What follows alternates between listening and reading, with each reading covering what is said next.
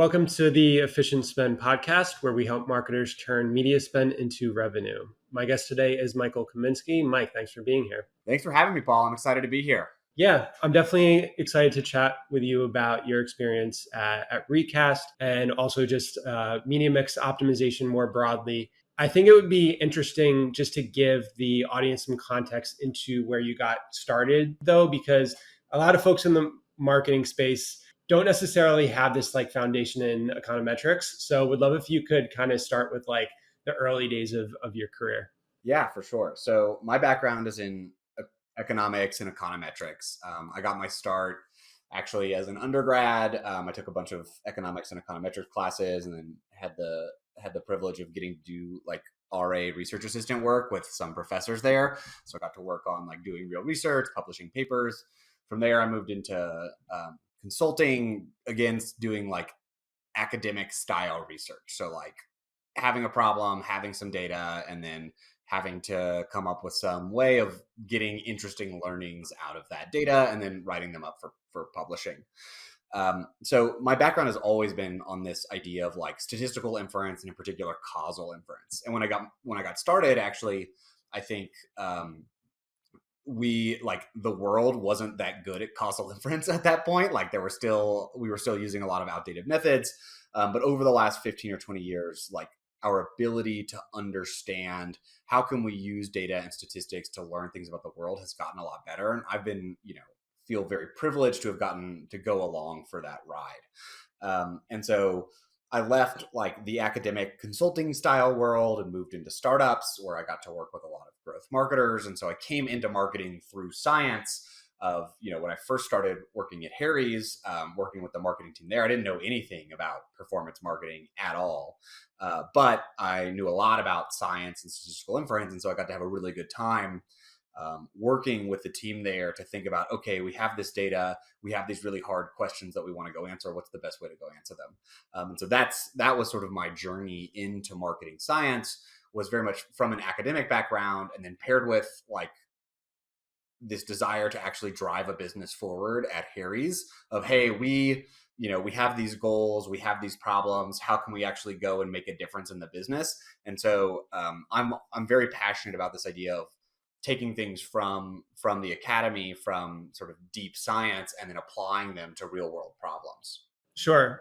Essentially analyzing the data and then actioning on it and coming up with a strategy and then a level of assumptions, making experiments, and then seeing that play out in a real business environment.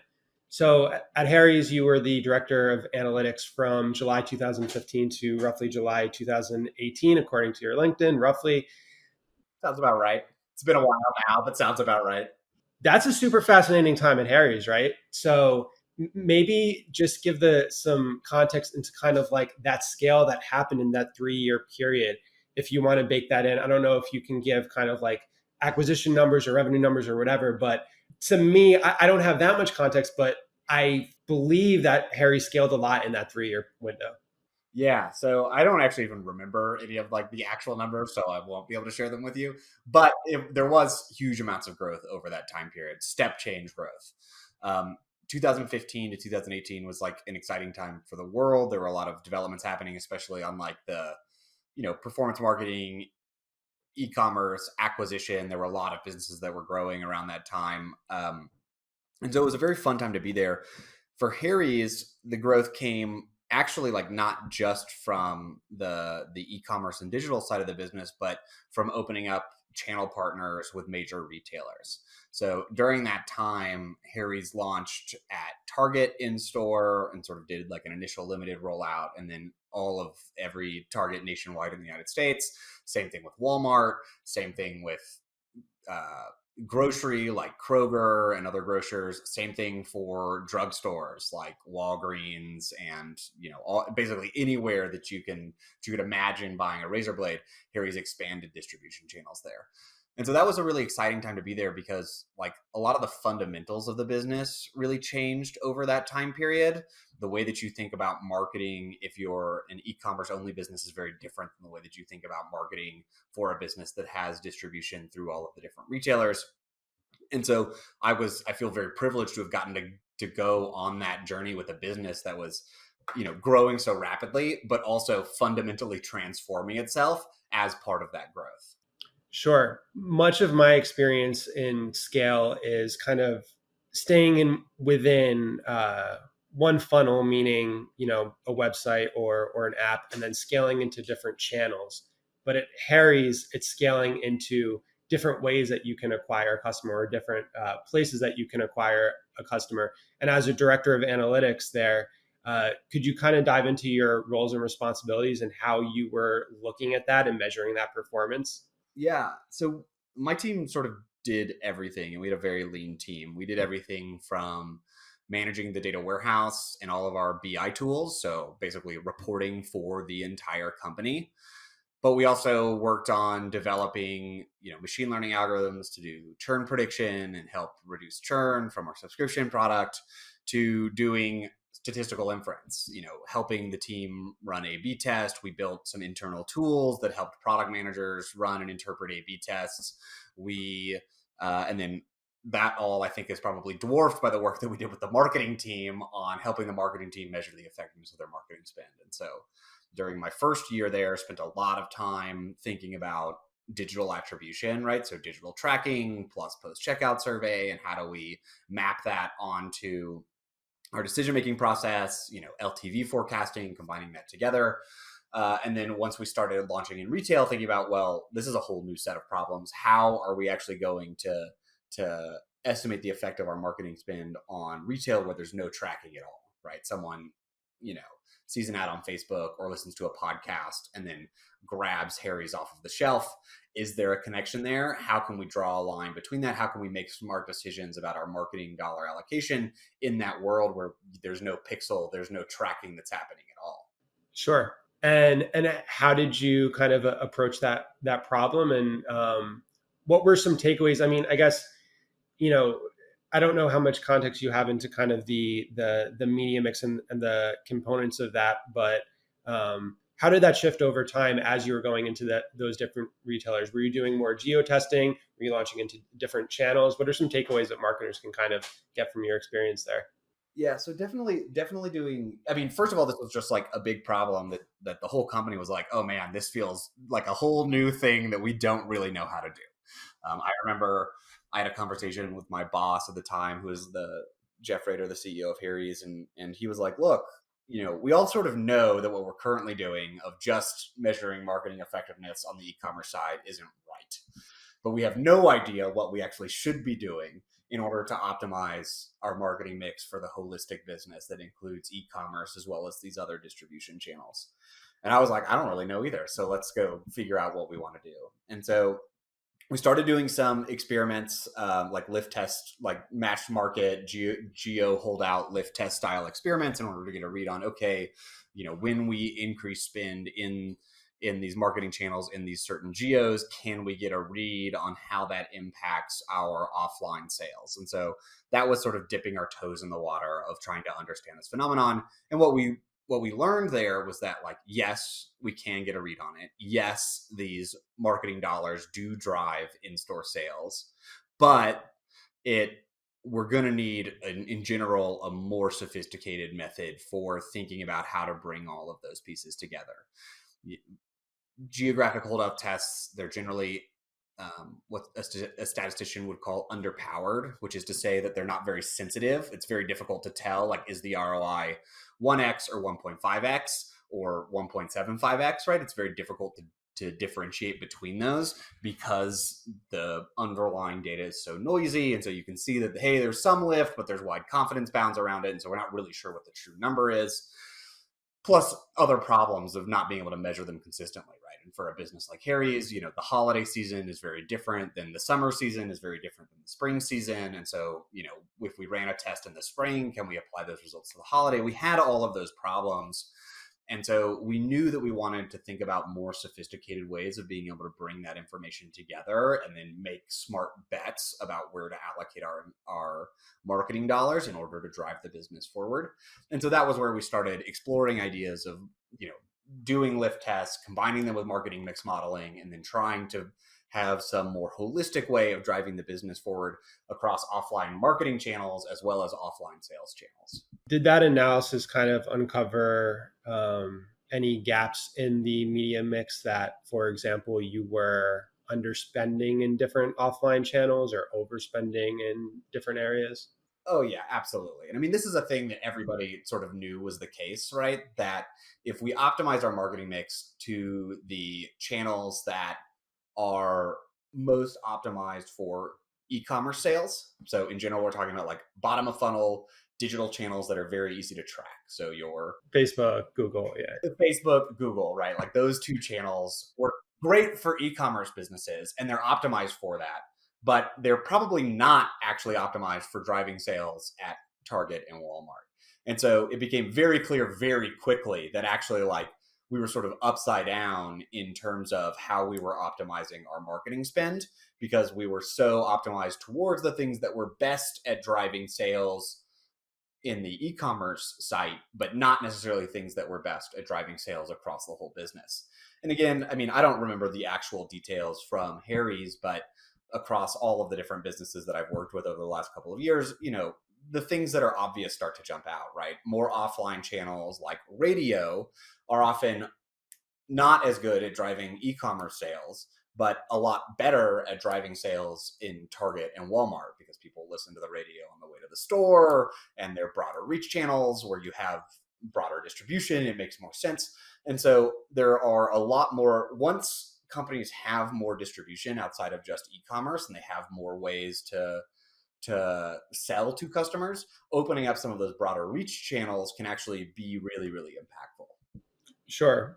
Even things like billboard ads, right? Billboard ads, other out of home, all of the stuff that again is I think really hard to make work if you're a pure e-commerce business. Not impossible. Like I've seen e-commerce and digital businesses make out of home work very well, but those sorts of things become I think easier to make work.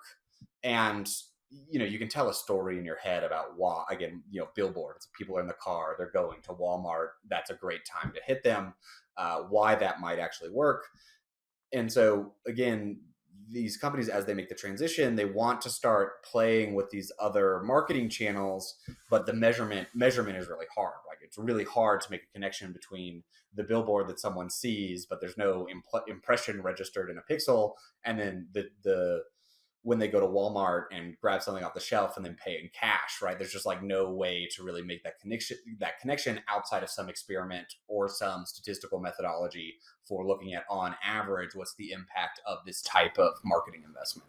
Let me ask in the Harry's example, I think something that I've kind of found when chatting with founders is that there is this sense of almost like an addiction to digital attribution in a way, right? Prove to me that this marketing spend was effective. Um, at your experience at Harry's, and I guess in the past, like how do you respond to that when someone comes to you and says, hey, you're telling me that I should stop spending in this area that has a very good looking CPA and go to this area like offline that I can't measure as easily? Yeah, so it's funny. I mean, first of all, at Harry's, I was super lucky to work with a team and a leadership team in particular that was incredibly smart and very, very thoughtful about incrementality and the things that we actually care about. So with the leadership team there, they always got it immediately. Like they always realized, hey, look, click-based tracking is going to be biased.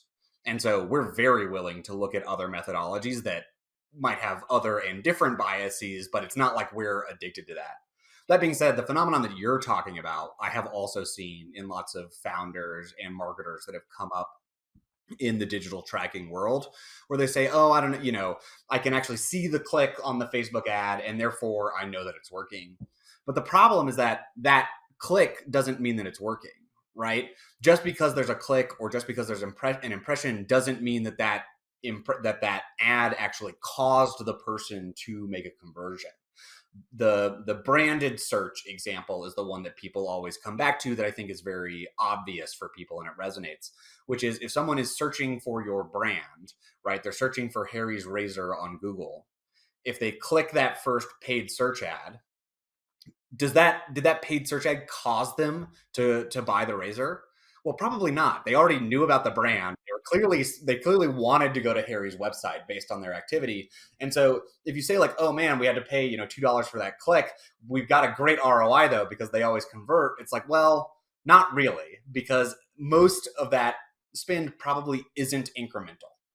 And so that logic makes a lot of sense in branded search, but it's also true in Facebook. Not all of your Facebook clicks are driving incremental conversions. Facebook is really, really, really, really good at showing ads to people who are already very likely to convert.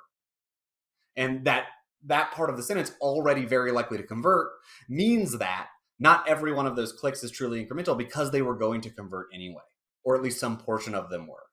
And so once you sort of get that lesson into your mind, that a click does not mean that it is 100% incremental, that advertising property alone actually drove the conversion, well, then you start to question everything. And then your mind can open up to this idea that, well, maybe clicks aren't everything. And we actually need to think about true incrementality through experiments, through other methodology that can lead us to actually make good decisions for the whole business, which requires thinking about this incrementality question. Sure. You have an excellent article on Reforge called the Attribution Stack that goes into this in a little bit more detail. Basically, all of the different methodologies and ways that you can measure marketing spend and where certain things work more effectively.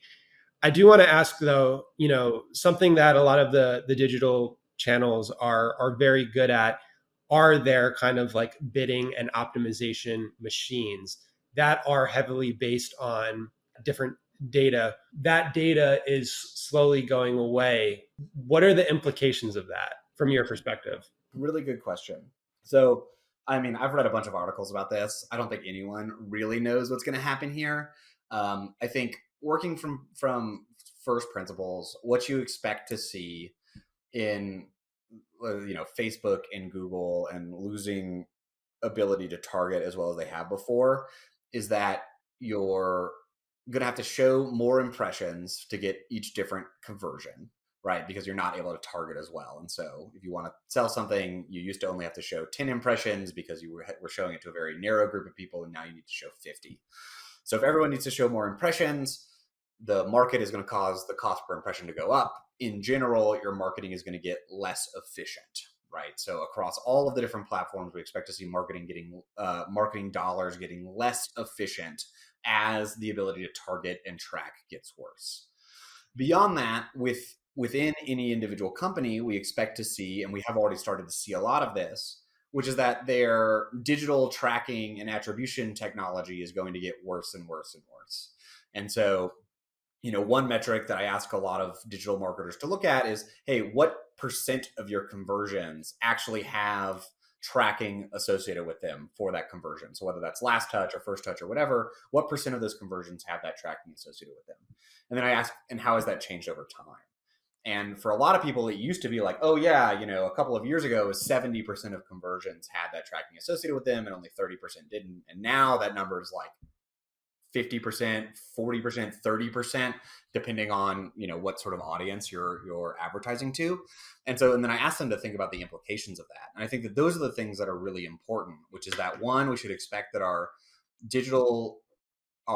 sort of star channels like Facebook and Google, they're going to get worse over time as their ability to target individuals gets worse. That means that they're going to be more on par with other broad reach channels like TV or linear TV or streaming TV or Netflix, which is maybe streaming TV. I don't know how we count that, or YouTube, right? And some of these other channels.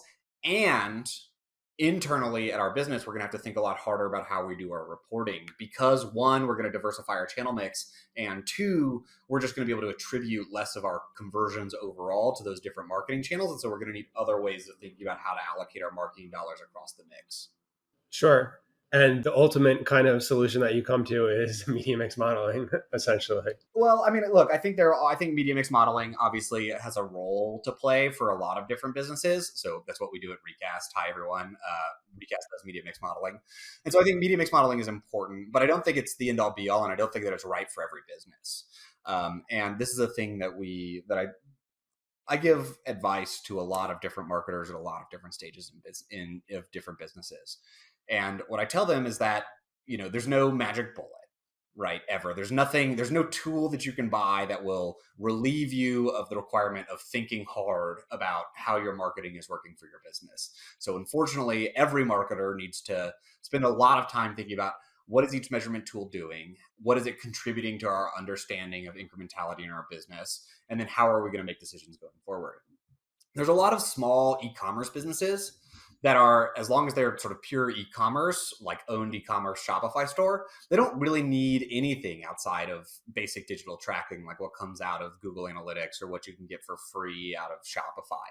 You can build a great little business just based on that without doing too much otherwise. And I think that's awesome. And I would never try to sell Recast to a business like that. But as businesses get more mature, then they need to sort of start layering on other types of technology. And so it might be like, okay, we're going to, do last touch attribution, and we're going to do a post checkout survey. Okay, great. That gives us another data point. Post checkout survey doesn't measure incrementality, but can give you some ideas around like other things to experiment. Then from there, you can start layering on doing real experiments, right? You can use the Facebook's internal tool for doing a lift test. You can do matched market geography holdouts. These aren't that difficult to run in the major digital marketing platforms today, where you just tell like, I don't know, Pinterest to like only show ads in, the Western half of the United States and not in the Eastern half of the United States. And then come do a pre and post analysis of what happens to your sales when you turn off ads in half of the country. These are like basic analyses that you can do in Excel. You do not need a statistics degree in order to analyze an experiment this way. And so I would encourage businesses to start to do that, to really build that testing muscle of, hey, we can run a test. We've learned how to interpret it. We know how to think about it and action off of it on a business. And then once you're doing that consistently, and you're spending, millions of dollars a year on marketing, that's when you want to start thinking about other more sophisticated tools like a marketing mix model and MMM to bring on to help pull all of those different pieces together. But again, I think that there's an evolution that companies go through, and marketers need to be really thoughtful about what is the right tool for the business at the stage that we're at today and the decisions that we need to be making. For sure. The more noisy things become, the more challenging it becomes. And I think for a company that is just getting started, basically adding any amount of marketing spend is all going to be net new. It's all going to be easier to kind of measure. But when you have a business that has been around for a while, that is running multiple channels, that has multiple ways of acquiring customers, multiple funnels to acquire customers, that's when things definitely become more complex. Let's get into Recast. You're the founder of Recast. You have a pretty strong client roster, Masterclass, Away, Rocket Money. And you're definitely kind of like solving this problem of less tracking to work with, using a kind of older technique from the Mad Men days. But you also kind of differentiate Recast a little bit, talking about kind of Bayesian, sorry if I'm pronouncing that correctly. You nailed it. Perfect. Marketing mix modeling. So yeah, what is unique about Recast? You're playing in a pretty competitive space right now, and I'm sure that's a loaded question, but I'll give it to you and let you try to attack that. Yeah, no, this is great. So first I'll clarify. Co-founder of Recast, my partner Tom Vladek. He is the mad genius behind our underlying statistical model, and a great co-founder. What makes us different? So you're right that media mix modeling has a long history, and it comes from a world where there was no e-commerce, and basically if you worked at a CPG company, let's say you were the CMO of Pepsi and it's 1985 and you need to decide how much TV versus how much radio versus how much like print ads you're going to buy in 1986, how do you go about deciding that? And what you would do is you would hire a team of statisticians to look at your historical data, try to look at, okay, when we spend more money on TV versus print, what happens to our sales? And then you go into your sort of upfronts, right? Which is the way for the young people on the call is the way media used to be bought is twice a year. You would go to an auction with the other big brands and buy a bunch of TV ads and buy a bunch of radio ads. And that was how it worked. And so that process made a lot of sense. You hire the statisticians, things don't change that much over time. You look at your historical data and you buy media twice a year. So that, like a whole industry developed to provide that service, starting again in like the 60s effectively. And then over the next 40 or 50 years, people continued to use the same methodology with slight refinements. The problem is that in today's world, that style of consulting once every 6 months, we're going to do an analysis doesn't really make sense for the way that media is bought today. No company that Recast works with buys media in upfronts. Everyone is dynamically bidding on media, even for things like TV. We're dynamically bidding. Things change really rapidly over time. There's a pandemic and cost per impression goes down or up. Demand for our services goes down or up. Things are just changing so much that this idea of like, we're going to, do this analysis once a year, give you a report, and you're going to use that to make decisions for the next 12 months doesn't make any sense. So at Recast, basically what we wanted to do is we wanted to build an MMM that could be updated every week, right? To give marketers continuous insight into what's actually going on in their business. And we wanted to do it in a way that was statistically sound. After doing a bunch of research on the existing players, what we found was a lot of snake oil, honestly. A lot of consulting firms that had built their business around telling CMOs what they wanted to hear instead of what they needed to hear. And so we wanted to build Recast very differently, ideally for performance marketers who are not trying to just make a case to the CEO, and do some back padding, but really are like scored against how well do they drive the business forward. And so we wanted to build an MMM for those people. And so we built Recast. We basically rebuilt the whole idea of MMM from the ground up using modern statistical methods and machine learning, these methods that have been developed a lot over the last 10 or 15 years that just didn't exist, prior to 2005 at all. So you couldn't do it. And so we were like, look, what would MMM look like if we rebuilt it from the ground up today? What are the features that we would want? How would we want it to work? How would we hold ourselves accountable, right? So that our customers know that we're not actually selling snake oil. And that's really where we focus the business, is taking this idea that's been around for a very long time, but rebuilding it so that it would work for modern marketers and that it would actually be something that would be testable and verifiable and actionable. And that's really what's at the core of Recast. So I want to ask, I know that there are kind of specific use cases for media mix modeling. And like you said, it doesn't apply to every scenario. It doesn't apply to every company, and doesn't apply to every kind of mix shift. So for example, you would not leverage Recast for something like conducting a creative A/B test or kind of like inter-campaign optimizations, things like that.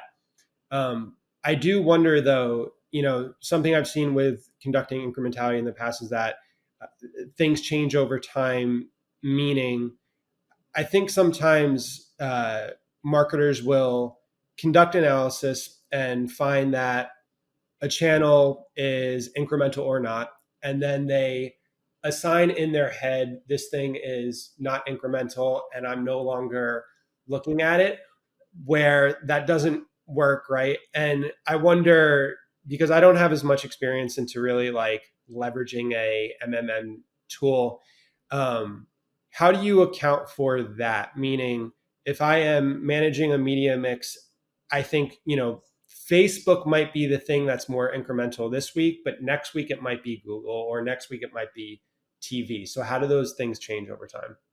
Oh man, this is such a good question, and I'm really glad that I get the chance to talk about it. So, first of all, this idea of like incremental or not, I don't think is the right framing at all, right? It's not like there's like a switch that's either on for incremental or off. It's always a matter of degrees. Like what matters is the incremental return on investment or the incremental cost per acquisition. I think there are very few channels that are truly zeros, right? Where it's like, if we spend $1 million and we get nothing in return for it, that can happen, right? For sure. But I actually don't think that in most companies, that's the situation. It's just that if you spend $1 million, does that get you 100,000 new customers or 10,000 new customers or 1,000 new customers? And that's the question to really be focused on, is what is the true incremental lift of these dollars? And it might be that, your incremental cost per acquisition is really high on this channel and therefore it is not worth investing into it. But that doesn't mean that the channel is not incremental.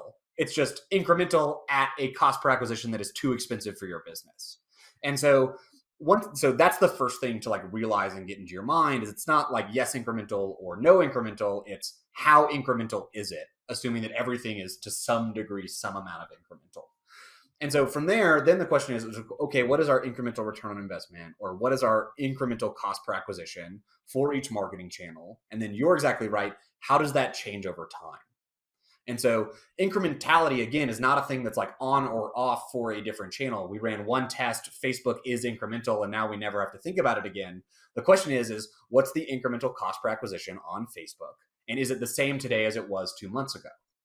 And that is the question that marketers need to really be asking themselves and really be laser focused on, because again, these things can change. Facebook can change their algorithm, right? Facebook can lose the ability to, as cookies go away, Facebook loses its ability to track people across different devices and see what they're doing across different websites.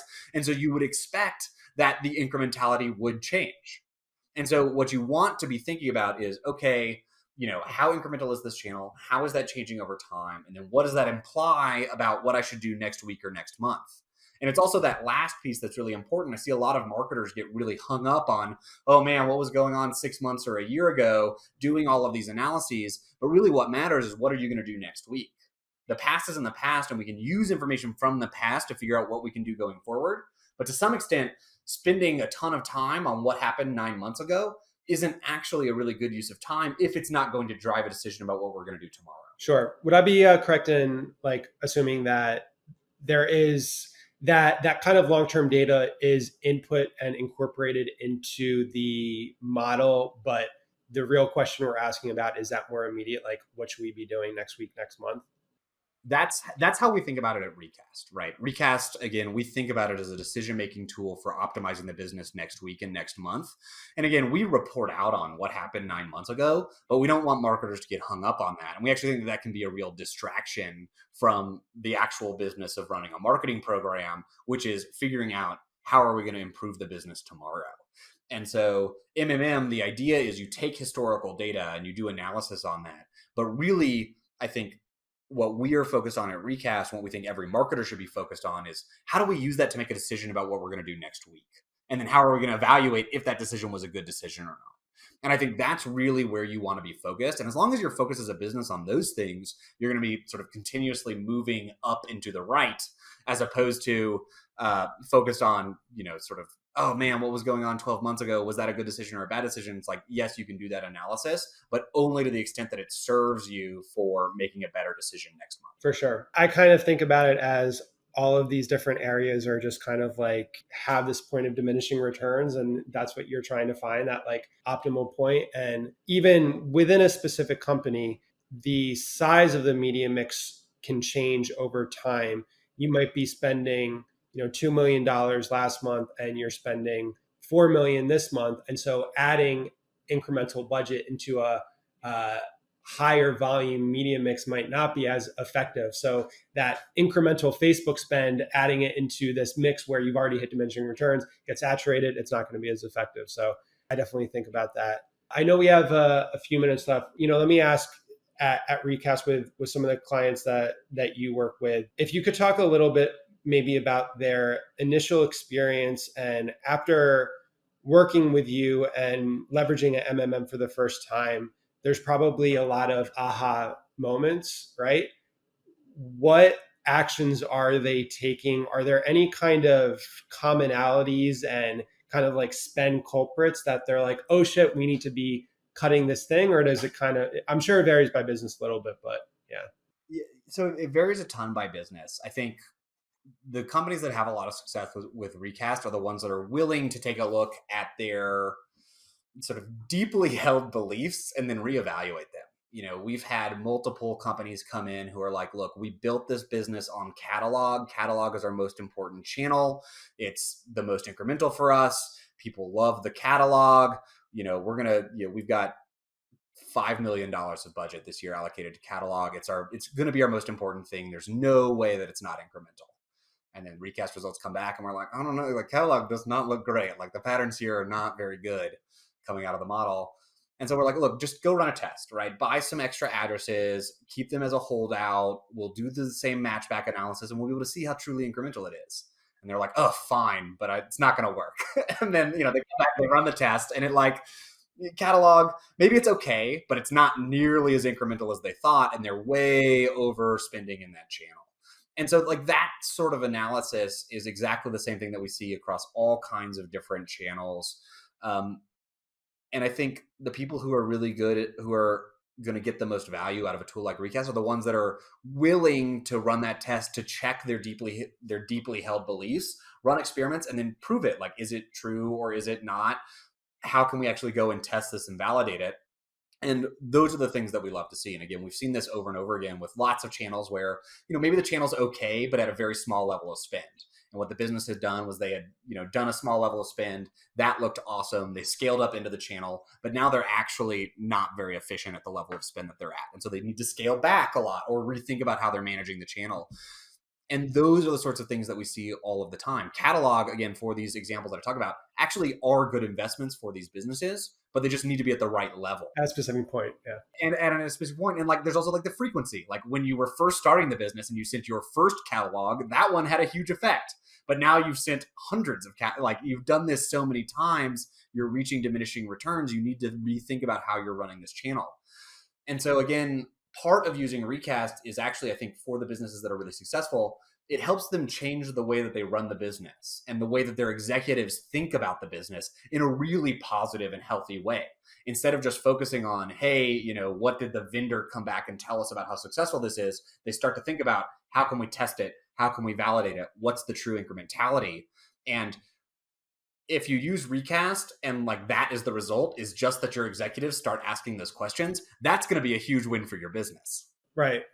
Yeah. I mean, I can speak personally and say that, as a result of Apple's privacy changes, our company has definitely thought differently about attribution, and some of these conversations about incrementality that were not occurring 2.5 years ago are now occurring, and they're curious about it. And I think it depends. It's probably a little bit different for kind of marketers that are in the weeds, and then maybe just like finance, the CFO, who's just kind of like, hey, how many customers do we get? What revenue do we get? Like pretty simply. And the thing is, all of these models, if they can get to that question or answer rather, and show that improvement, that's what they're happy with. But I think the first step is asking the question, right? And getting your finance team to, I've seen this, marketers are always frustrated by this because the marketers report out on some ROI on the marketing spend, and the finance team is like, okay, great, double the marketing spend and we'll just double the revenue number as well. And the marketers are like, oh wait, no, don't do that. It's not going to work.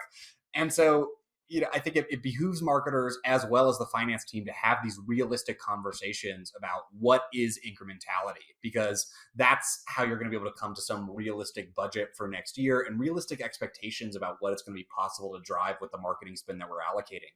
If you just draw this like straight line on last touch attribution, you assume that it's all incremental, like you're going to get yourself into problems when the board is like, okay, we doubled marketing spend, why didn't revenue double? And you need to be ready to have, I think, a more sophisticated conversation about that, especially as the world is changing, cookies are going away, everything is going to, all of your existing measurement methods are going to get less accurate. You really need to be ready to move into this new world where you're not going to have that insight and you're going to need other methods of measurement that are truly measuring incrementality. Yeah, it's like, just go ahead and spend all of your money on brand search and retargeting. Like that will work out well for you.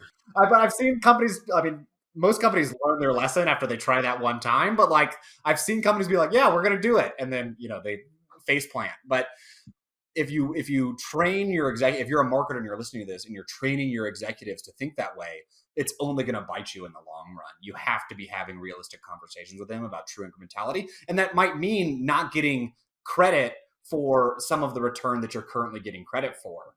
But I think if you take that credit today, it's only going to come back to hurt you tomorrow when that goes away and you don't have another method of proving how much value you're really driving for the business. Last question, or last two questions. I know that you're not actually kind of buying media yourself, but maybe you can speak from the from Harry's or at Recast, the most efficient spend that you've seen and the most inefficient spend that you've seen. Maybe like a very like micro example. I have no idea. I mean, I think like inefficient. I've seen a lot of brands get into trouble because they get, they talk to some agency who's like, oh, you need to do brand marketing.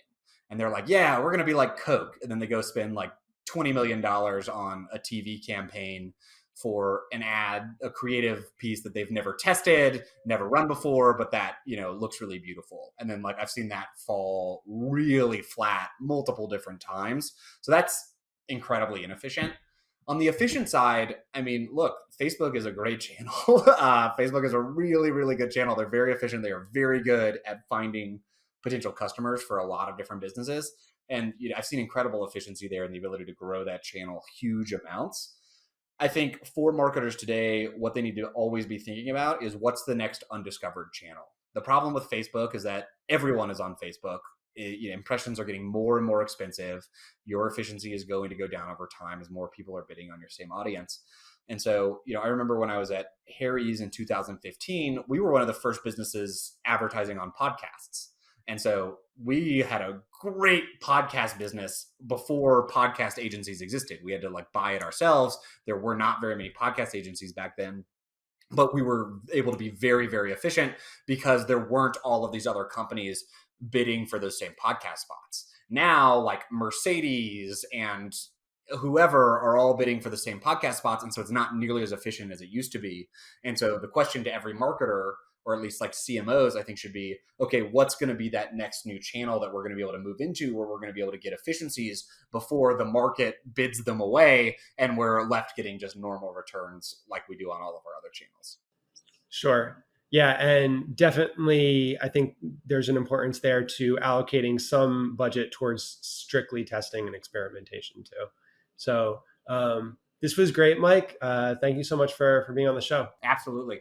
All right. Thanks for having me. Really appreciate it. And yeah, have a great rest of your day.